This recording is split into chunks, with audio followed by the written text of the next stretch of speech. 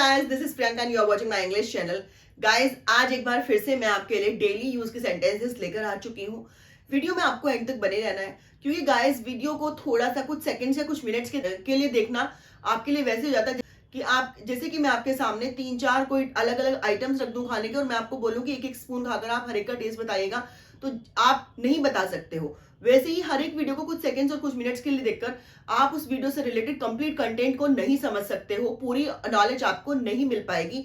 So guys, अगर आप actual में पोटेंशियल लर्नर हैं, एक्चुअल में अगर आप चाहते हैं कि आप अच्छे से फ्लुएंटली इंग्लिश बोल पाए ना, तो वीडियो को कंप्लीट एंड तक देखना जरूरी हो जाता है।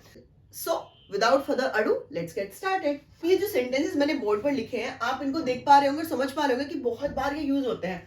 अब मैं किसको बुलाऊं, अब मैं क्या लिखूं, अब मैं कहां जाऊं, अब मैं किससे बात करूं, इस तरह के सेंटेंसेस हम सब बहुत बार बोलते हैं।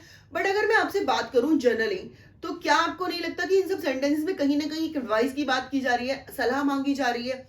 अब मैं क्या लिखूं, या मैं इसको अगर ऐसे बोल दूं, अब मुझे क्या लिखना चाहिए, दोनों का मतलब एक ही है।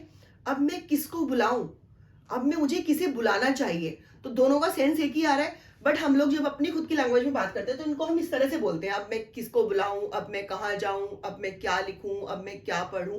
तो गाइस, इस तरह के सेंटेंसेस को देखकर आपको बिल्कुल भी घबराना नहीं है। इन सेंटेंसेस को कैसे इंग्लिश में ट्रांसलेट करना है, आइए समझ लेते हैं। देखिए, सबसे पहले आपको समझना होगा कि ये सब क्या है। किसको, अब मैं किसको बुलाऊं, अब मैं क्या लिखूं, मतलब ये कौन सी सेंटेंसेस हैं। ये इंटरोगेटिव सेंटेंसेस हैं, जिनमें की प्रश्न पूछा जाता है, जिनमें की क्वेश्चन पूछा जाता है।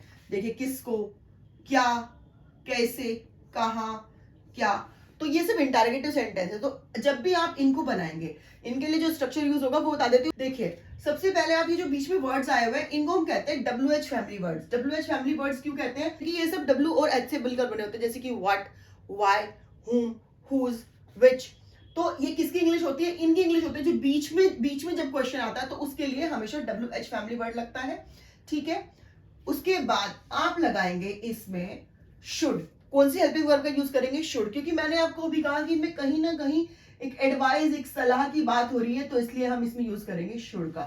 WH फैमिली वर्ड यूज करेंगे, उसके बाद शुड का यूज करेंगे, उसके बाद आप लगा देंगे सब्जेक्ट, उसके बाद आप V1 मतलब वर्ब की फर्स्ट फॉर्म, और उसके बाद आप लगा देंगे ऑब्जेक्ट। यस गाइस, काफी इजी है इसका स्ट्रक्चर। बट देखिए, कुछ जगह तो बीच में क्वेश्चन वर्ड पूछा गया है, लेकिन देखिए लास्ट वाला जो सेंटेंस मैंने लिखा है, इसमें स्टार्टिंग में क्या है, तो इसके लिए जो स्ट्रक्चर यूज करेंगे वो बिल्कुल अलग होगा, उसको मैं बताऊंगी। पहले हम इसको समझ लेते हैं। देखिए, अब मैं किसको बुलाऊं, तो सबसे पहले आप इंग्लिश लिखेंगे किसकी, किसको की। किसको के लिए आप यूज करते हैं whom। अगर मैं इसको बोलूं अब मैं किसे बुलाऊं, तो बिल्कुल कंफ्यूज नहीं होना, किसे और किसको दोनों का मतलब एक ही है, whom। उसके बाद आप यूज करेंगे शुड का, whom should। उसके बाद आप लगाएंगे सब्जेक्ट। सब्जेक्ट क्या है, किसकी बात हो रही है, मैं, तो आई। अब वर्ब क्या है, काम क्या हो रहा है, बुलाने का काम हो रहा है, तो बुलाने के लिए इंग्लिश यूज करेंगे call. whom should I call। अब के लिए इंग्लिश यूज करेंगे आप नाउ, और क्वेश्चन मार्क लगाना नहीं भूलना है। आइए अब देखते हैं नेक्स्ट। अब मैं क्या लिखूं, क्या। अब देखिए, जब भी आपको किसको यूज करना होगा, तब आप हमेशा यही वाला स्ट्रक्चर यूज करेंगे, हु का यूज कर देंगे। बट अब मैं क्या लिखूं, यहां पर है क्या। क्या के लिए आप यूज करेंगे क्या। पहले क्या की इंग्लिश आपको आनी चाहिए। क्या के लिए इंग्लिश होती है व्हाट। उसके बाद आप लगाएंगे शुड, व्हाट शुड। उसके बाद सब्जेक्ट है आपका मैं, तो आप लिख देंगे आई। और यहां पर वर्ब, काम क्या हो रहा है, लिखने का, तो right. What should I right. और अब के लिए इंग्लिश लगाएंगे आप नाउ, और क्वेश्चन मार्क लगाना नहीं भूलना है। अब मैं क्या पढ़ूं, what should I read now. अब मैं क्या बोलूं, what should I speak now. अब मैं क्या पहनूं, what should I wear now. इस तरह के सेंटेंसेस साथ साथ आपको भी प्रैक्टिस करते हुए चलने हैं। अब मैं कैसे वहां जाऊं, मैं कैसे वहां जाऊं, पहले आप कैसे की इंग्लिश लगाएंगे, कैसे के लिए लिखेंगे आप हाउ। उसके बाद मैंने आपको बताया शुड का यूज करेंगे आप, हाउ शुड। सब्जेक्ट है आपका आई, तो आई। काम क्या हो रहा है, जाने का काम हो रहा है गो। वहां की इंग्लिश होती है there. How should I go there. मैं कैसे उससे बात करूं, how should I talk to him. मैं कैसे ये कपड़े पहनूं, how should I wear these clothes. मैं कैसे उसके घर जाऊं, how should I go to his house.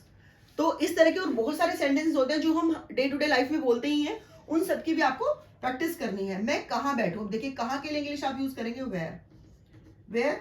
उसके बाद आप लगाएंगे शुड, वेयर शुड। मैं के लिए आई, और बैठना, काम हो रहा है बैठने का, तो sit, where should I sit. कोई आपसे बोल दे कि तुम्हें अब यहाँ नहीं रहना है, तो अगर आपको आगे से बोलना हो कि अब मैं कहाँ जाऊं, तो उसके लिए आप क्या बोलेंगे? वे शुड आई गो नाउ? अब मैं कहाँ रहूं? वे शुड आई लीव नाउ? आइए अब नेक्स्ट कहते हैं, क्या मैं उससे पूछ लूं? अब देखिए, ये बिल्कुल अलग स्ट्रक्चर है। क्या मैं उससे पूछ लूं, इसमें स्टार्टिंग में क्या आया है? इन सबके बीच में क्वेश्चन वर्ड दिया हुआ था, यहाँ स्टार्टिंग में क्या आया है? तो गाइस ये बिल्कुल एक डिफरेंट स्ट्रक्चर है। इसके लिए आप यूज करेंगे जब स्टार्टिंग में क्या आए।